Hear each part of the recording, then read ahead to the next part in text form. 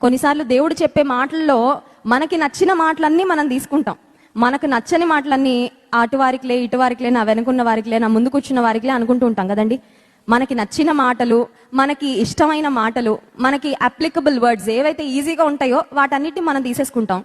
కానీ ఏవి మనకి కొంచెం కష్టంగా అనిపిస్తాయో, కొంచెం నొప్పిస్తూ ఉంటాయో అటువంటి మాటలు మాత్రం నాకు కాదులే ఇంకెవరికో అన్నట్లుగా కొన్నిసార్లు మనం దాటివేస్తూ ఉంటాం.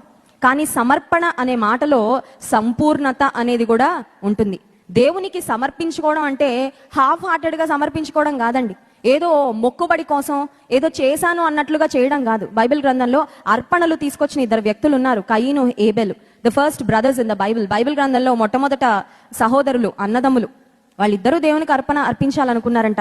అర్పణ అర్పించడం అంటే చాలా మంచి విషయం కదండి. అర్పణ అర్పించాలి అనే హృదయం ఉండడం మంచిది. అర్పణ కొరకు ఇద్దరూ సిద్ధపరచుకున్నారంట, అది కూడా మంచిదే. అర్పణ అర్పించారు కూడా అంట దేవుని సన్నిధిలో. కానీ ఒక వ్యక్తి అర్పణ దేవుడు అంగీకరించాడు, మరొక వ్యక్తి అర్పణ దేవుడు తృణీకరించాడు.